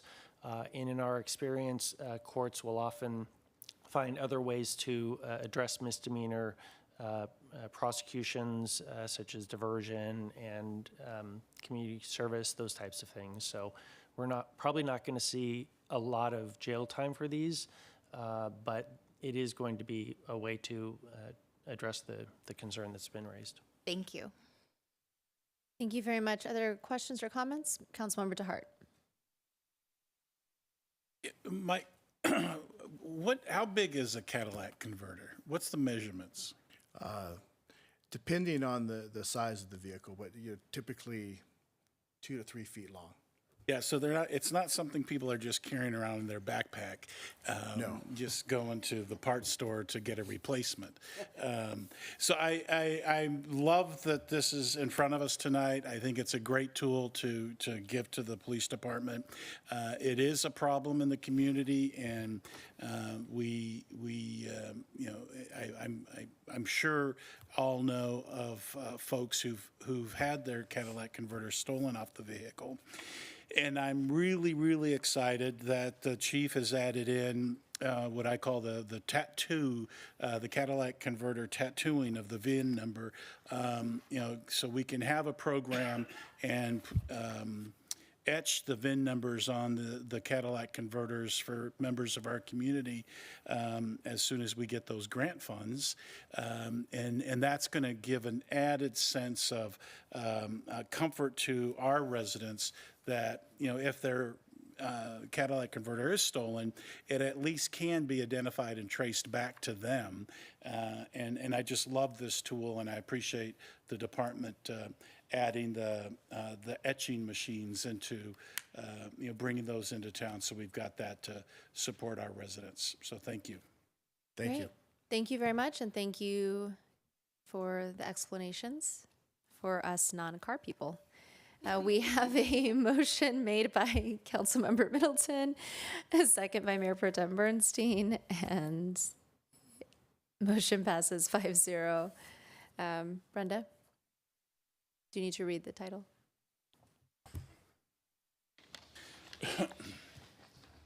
An ordinance of the City Council of the City of Palm Springs, California, adding Chapter 11-102 to Title 11 of the Palm Springs Municipal Code, establishing regulation prohibiting the unlawful possession of catalytic converters in the city. Thank you very much. The next item on the agenda is item 3A, request to add Chapter 2.65 to the Palm Springs Municipal Code relating to the formation and administration of commercial districts. May we have a staff report, please? Certainly, Madam Mayor, Mayor Pro Tem, and members of council. The request for this ordinance is an outcome of a recent discussion at a meeting of the City Council Business Retention and Economic Development Standing Subcommittee. The intent of the ordinance is to provide a process for the creation and recognition of commercial districts. The ordinance itself is modeled after our neighborhood organization ordinance and provides for the formation of commercial districts, which will be a voluntary and self-directed process, much like our neighborhood organizations. The Central Business District Administrator position, which is currently held by Mr. Dean Grubel, who is here in our audience this evening, he will be the coordinator for our commercial district organizations and will assist them with district organization, reporting, and any coordination on behalf of the city. The intent of this ordinance is to assist the city in coordinating with business owners, to assist with our communication efforts, to assist with commercial district identification and enhancements. And with that, that concludes my presentation to you, and we're happy to answer any questions you might have about the ordinance. Thank you. Can we start with some questions? Are there any questions for staff? Mayor Pro Tem. So, thank you, Flynn. And I appreciate you bringing this back so quickly. I know we just discussed it at our last business retention meeting. So that was great. Couple questions. So the Arenas District is an officially recognized commercial district? It is not yet, but will be with the adoption of this ordinance. Okay. And are there any other in this city at this point? I don't know if there are any that are as formal as Arenas, but certainly Mr. Grubel will reach out to organizations that are in the process of forming to assist them with formal recognition. Okay. And just to be clear, these could be 10 businesses could do it? Correct. So 10 businesses or one city block. If you have a landlord, it says property owner too. If you have a property owner has a block with 10 businesses, they could create their own business district? Yes, as long as they meet the definition of a commercial district. Oh, okay. The other question, you said that it should not overlap or conflict with other districts or organizations. So we have associations like Main Street, that this doesn't affect Main Street. Main Street is not a commercial district, it's an organization. That is correct. It's an association, and so this would not conflict with Main Street or the Chamber of Commerce. One way to think about this, and I think I may have mentioned this in earlier discussions, it's much like our neighborhood organizations and homeowners associations, that they don't have to be coterminous, that they can overlap. And so in the instance of Main Street, there may be a number of commercial districts that are organized under Main Street, and they won't conflict. Right, right. It might want to, perhaps it could be, I don't know if it's written in the ordinance, but be clarified a bit, because it did sound confusing. And to me, it actually, this will help support something like Main Street to have, and this, I actually think 1PS, Joy told me, was modeled after Main Street in terms of Main Street did have representatives from each block. So they had that model that doesn't quite formally exist now, but it would actually probably help Main Street if you had several different commercial districts within the downtown area coordinating together. Yeah, absolutely. And so we might be able to refine that language in terms of organization and clarify that as we come back for second reading. Okay. And also, just to clarify, they don't have to have bylaws, but they do have to elect a chairperson. Yes, they do need a point of contact to work directly with the city, but they do not have to have bylaws. Okay. And then I know this may be looking farther down the road, but when we do have a number of them, then we'll have regular meetings of all of them together, like 1PS? Is that the plan? Most likely we will. What we have done in the draft ordinance, because we'll probably have far fewer commercial districts than we have neighborhood organizations, we've tried to keep the framework very simple. It may be beneficial in the future as we get more commercial districts to have some type of quarterly meetings or something along those lines. We haven't established that in the ordinance itself, but I think that in our own administrative policies, that's something that we might look to do as we get more organizations. Okay. And then my last question, I know with 1PS, one of the challenges is often reaching the residences, to people who are forming the neighborhood to actually reach them. But in this case, the city will have, or if as we improve our business database through licenses, we'll actually have all the contacts. So we could actually help the formation of it. If somebody said, I'm in Smoke Tree and I want something to go out to all the businesses there, the city actually could get that information. Yes, we could. A couple of different ways to do that, as you already mentioned, through our business license process, but also through our commercial district chair. It would be helpful to have them provide email addresses to us as well, or points of contact. Yeah. So, yeah, there's a couple of different ways that we can do that. And this process will certainly assist us as the city in communicating with business owners. Yes. Yeah, and my comment was really in the formation of the commercial district. If somebody says, I know 40 businesses in Smoke Tree, but can you get me every other business that is in this area so I can reach out to them? Yeah. We could do that. Okay. Yes. Well, this was brought in the business retention. Are we asking questions still? Or comments? You can make comments. Okay. It's okay. I fully support this. As you heard, we had two, Dean and Grubel and I attended the Sunny Dunes, South Palm Canyon. They have, I think there's 75 businesses. They've already created a map of them. They've met regularly. I know Eric in Smoke Tree has something like 75 businesses there. And this is really, they are underrepresented in a lot of our discussions within the city. And I think this would be great. And I think we should encourage as many more. A lot of them tend to have very specific unifying aspects. Some of our districts are a little bit harder to do that, when you look at something like Sunrise and Vistachino, but potentially they have issues that come up every once in a while, and they're not able to have a unified voice. So I think this is terrific, and I fully support it. Thank you. Councilmember Middleton. I agree with the Mayor Pro Tem, and I'm very enthusiastic about this. And As someone who was deeply involved in 1PS, kind of proud that 1PS is now providing a model within the business community. But thinking back on some of the history of the growth of 1PS, if I understand correctly, we're following one of the models that I think helped, and that was growth was largely organic, and it was driven by the fact that people wanted to participate. One of the issues that we got wrong in 1PS at the start was we made it possible for some neighborhoods to exclude individuals based on whether or not they were property owners or not. So I think it's very important as we move forward with this initiative that we ensure that everyone has an opportunity to participate. And while I support the idea that rules should be minimal at the beginning, one rule that should always exist is that everyone is welcome. Thank you. Yes, I agree with the comments of Councilmember Middleton, especially if you have a business owner that maybe doesn't live in Palm Springs and will have a representative join regularly at these meetings. I do have just one question regarding the guidelines for district boundaries, which says they should have the common theme. Like Mayor Pro Tem said, there's not always necessarily a common theme other than location. Is location enough? Yes, it is. Okay, great. Thank you. I appreciate that. And then one other, well, maybe that was it. Just one moment.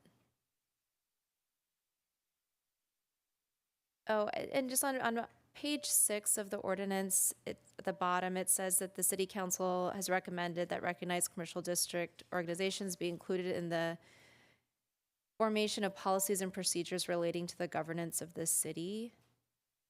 Can you just, I'm a little bit confused about when we're reaching out to businesses. It's very broad, and I understand wanting to include their voices, but this, obviously, we don't need, at least I don't think we need to directly reach out to them on every single decision that the city makes. No, and I believe we have language elsewhere in the ordinance in terms of the city manager being able to establish the communication that we choose to do with our commercial districts.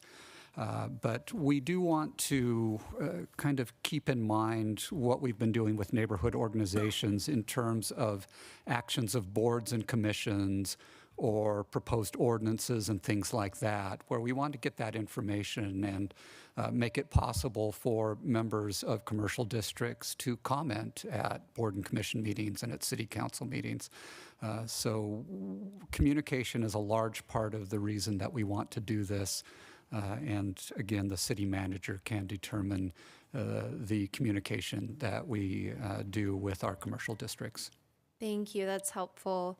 And then just the one last comment that I wanted to make, and as these are being formed, you know, it's very difficult. One of the difficulties of 1PS, for instance, is that it's hard to go to every single person and say, hey, would you like to join us at our meetings? But with the businesses, it's much easier. And so I would like to see that there is outreach done to every single business that's in that area to welcome them in. Obviously, they don't have to participate if they don't want to, but it is much easier to do. So I would really like to see that effort put in by anyone who's chairing these committees, and that's just my request to the, but obviously does not need to be included in the ordinance. Madam Mayor? Mayor, If I could just Go add ahead. in to the council, I wanted to emphasize this.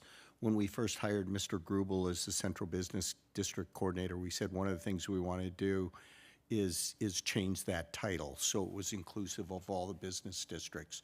So I think you're going to see at the next, I think probably at the next council meeting, we have a couple consent items coming forward to just change some job titles, and we'll be making that change as well. So instead of Central, it'll be Business District Coordinator or something like that. So he'll be able to be out there talking to all the business districts in the community. thank you very much. Mayor Pro Tem? You brought up another point. When we talk about all the businesses in the area, you know, you could have law businesses and accounting businesses and other things that may not necessarily be storefronts and restaurants and bars, and they're included in this. Is that correct? Yeah, absolutely. Okay, because they also probably especially need outreach, and when it comes to certain issues, whether it's traffic or homelessness, or they often have a very strong point of view. They may not care about other certain things in terms of tourism, but they do have those other issues. So it'd be good to include them in the discussion and bring them into this. So thank you. Thank you. Councilmember DeHart. Thank you. Flynn, where did we get the 50% figure on getting half the businesses to sign on to join or express an interest to join? We've used that same number in the neighborhood organizations ordinance, and so we are just translating that directly from the neighborhood ordinance. Yeah, and that means any business within that proposed geographic area is counted in that 50%. Correct. Okay, excellent. And I think that gets to Councilmember Middleton's comment on in making sure that everybody's included, and they need to reach out to everybody. So that's excellent. And how many people did we have that gave us input? Were there complaints that they didn't like this, or were there any positive way to goes that came into City Hall in support of the districts? As you've heard from public testimony, we have had support of this ordinance. We haven't received any comments to the contrary yet in terms of the ordinance itself. Yeah, so we had 2 comments today in favor. Excellent. And this has been long in coming, and I'm really excited to see us get to this point. So thank you for everybody who's worked on it. But it's years in coming, and there's been a strong desire to give our business communities a collective voice and raise their voice within activity happening at City Hall. And I'd love to see that this is going to give them that opportunity. So thank you for bringing it forward and for administering it as we go down the road. Congratulations and much appreciation. City Manager, we've been asking and suggesting that the title be changed for some time, and you said it's coming, and it is here, so I appreciate that. It certainly means a lot, I believe, to the business community to see that we're not just focusing on downtown, and that this is a citywide effort to assist our business community in every corner of the city. So love it, and I've made the second on this motion in full support. Thank you very much. Any additional comments or questions? Great, thank you so much. So we do have a motion by Councilmember Holstage, a second by Councilmember DeHart, and the motion passes 5-0. Thank you all very, and City Clerk? Yes. An ordinance of the City of Palm Springs, California, adding Chapter 265 to the Palm Springs Municipal Code, establishing processes and procedures for the formation of commercial districts. Thank you very much. The next item is public comment on non-agenda items. This time has been set aside for members of the public to address the City Council on items of general interest within the subject matter jurisdiction of the city. Although the City Council values your comments pursuant to the Brown Act, it generally cannot take any action on items not listed on the agenda. 2 minutes will be provided to each speaker, and we will begin with Brad Anderson.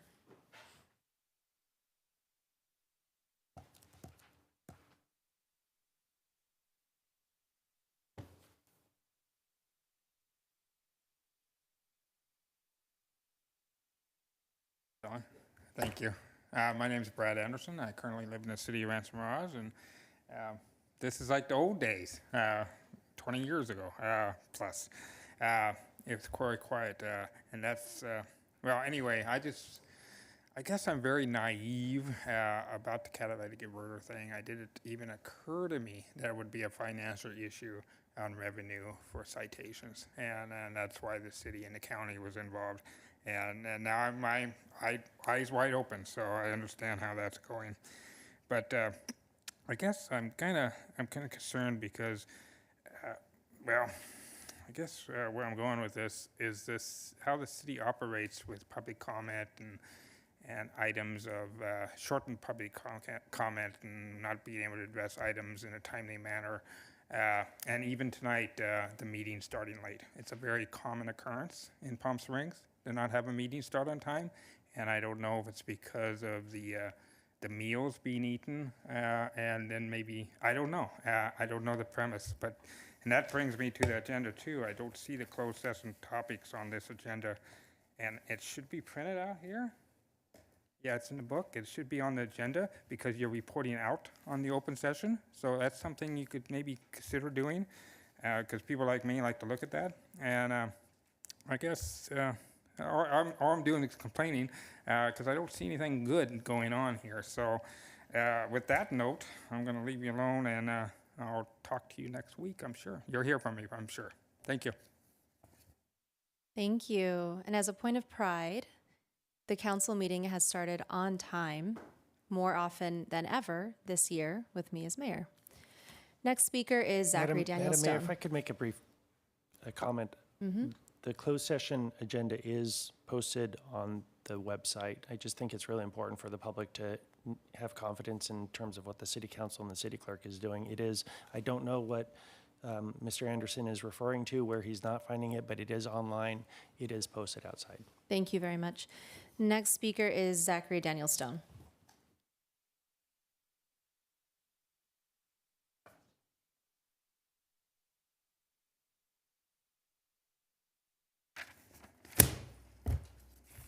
How do I start this thing? Is it ready to go? Let's do it. Let's kick it.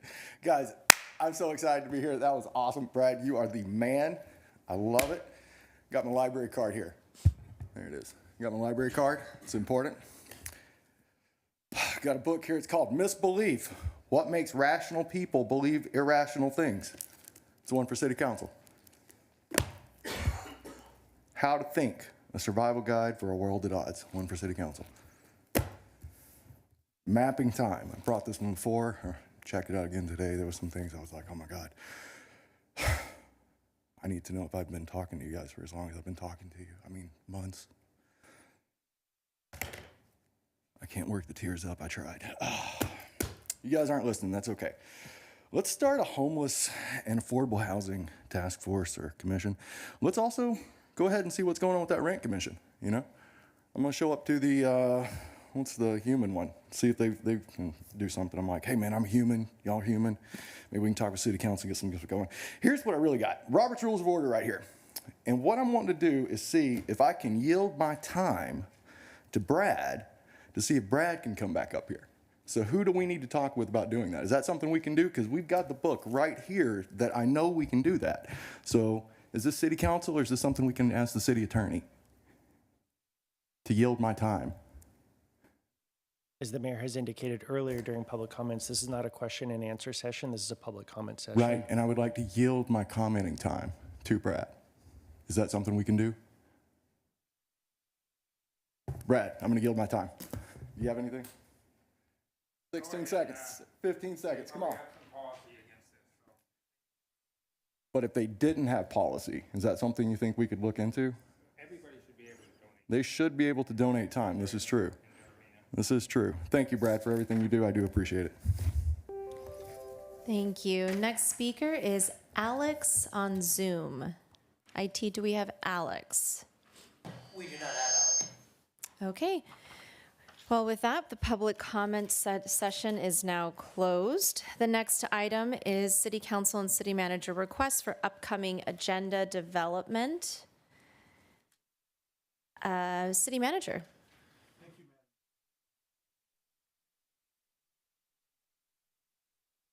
Thank you, Madam Mayor, members of council. Just reviewing, as we know, our second meeting in November will be canceled due to the Thanksgiving holiday. We will be having a special meeting on December 4th to consider the downtown specific plan and the topic of potential ballot measures related to the Forever Maryland statute. That special meeting is scheduled for 10 a.m. So we'll be going through all the normal publishing for the public on that. We will have one regular scheduled meeting in December 14th, where we will be swearing in the Mayor Pro Tem as the mayor and the new Mayor Pro Tem as well. We are having a council call-up of a planning commission decision related to a Starbucks a drive-through business. We have a conformity report for the tribal for a tribal residential project as required, as well as we'll hopefully be making all of your council appointments to external organizations that you've got on the agenda here to begin looking at. We will be, the city attorney will be discussing the remote meeting policy with us, given some of the governor's rescissions of those orders. And we will have an update for you on the Plaza Theater development project. We do want to mention that and then we'll have a second, we will not have our second meeting in December, January 11th. You'll note that we're hopefully planning to bring back for your consideration a Palm Springs disposal amended agreement, as well as the automated license plate reader cameras by private entities that was discussed about a month ago at one of our last meetings.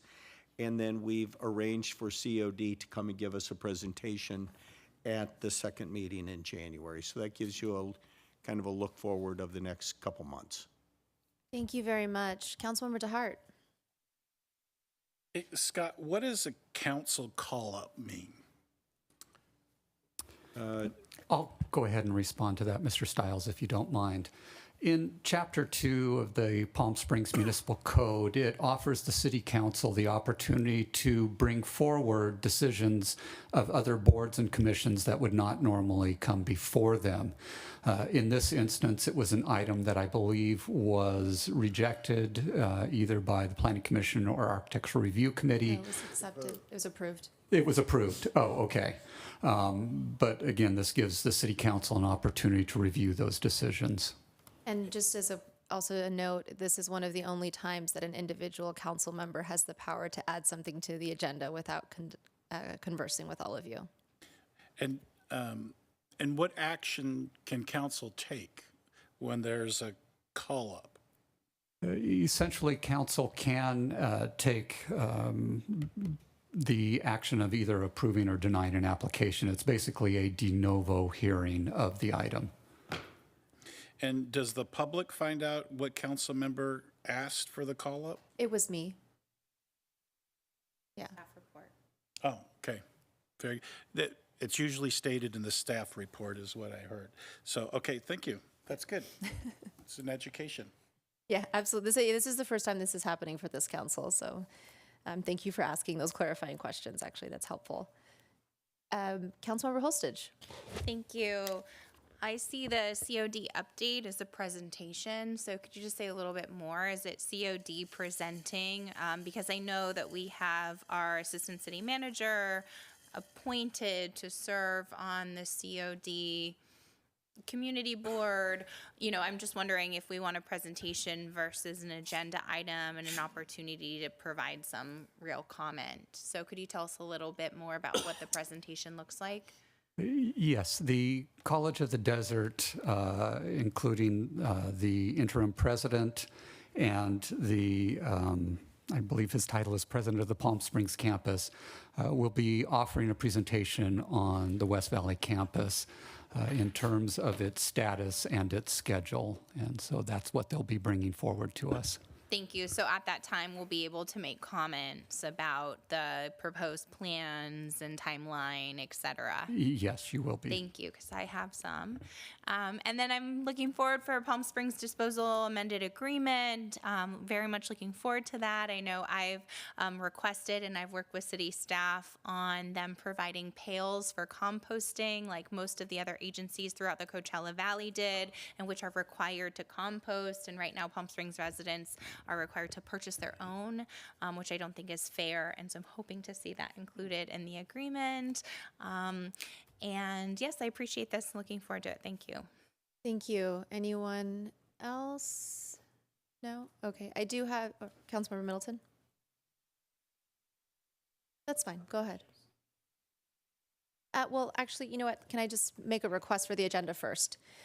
So I want to make a request for an agenda item to review our purchasing policies, including local preference and lowest bidder, especially considering qualifications in addition to the lowest bid price. Thank you, Councilmember Holstage, for that language.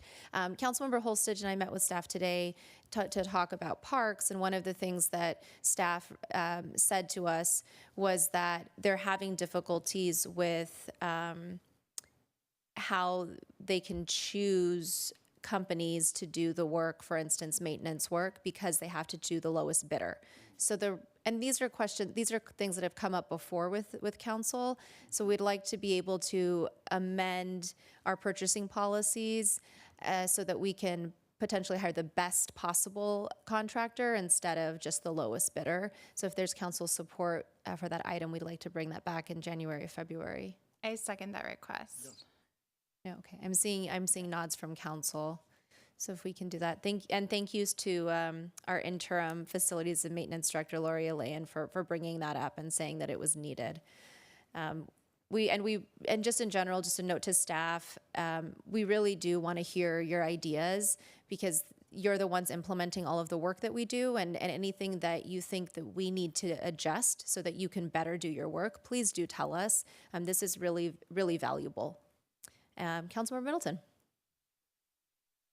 Just a couple of things. I want to congratulate the Agua Caliente tribe for the opening of the Cultural Museum last week. This has been numerous years in development, and the pride of the tribe in being able to open the Cultural Center. I don't think we can match it as a community, but we are so proud to have the Agua Caliente tribe as our neighbors, our friends in this community. And secondly, and something quite a bit different, next week is a CalPERS Board of Administration meeting, and I want to make known that we are going to receive a presentation that has been months, if not years, in development for new investment policies that are expected to, by year 2030, develop over $100 billion in new investments in green energy and climate-related technologies, all driven by not only what they will produce in terms of positive changes for our environment, but most critically, that they equally are successful in terms of developing returns to the public employees and retirement funds so that we are able to pay the pensions of all of our employees. But this is a dramatic action on the part of CalPERS, assuming that the board approves the policies being presented to us by staff in making steps forward to provide the kind of investment we need to address the changing climate. Thank you very much. Appreciate that. Do we have any other comments from council? Okay, then I just want to remind the public that we do have a Drive Up Veterans Lunch tomorrow starting at 11 a.m. You can drive up and get a lunch if you are a veteran. And then the Veterans Day Parade is Saturday at 3:30 downtown. Our next next meeting is December 4th at 10 a.m. That's a special meeting. Our next regular city council meeting will be held on Thursday, December 14th, 2023 at 5:30 p.m. So happy birthday, Marines, and happy Veterans Day. Oh, go ahead and make a comment. Madam Mayor, I'd ask that the council adjourns tonight in memory of Arlene Rosenthal and in honor of her legacy. Thank you very much. And with that, the meeting is adjourned.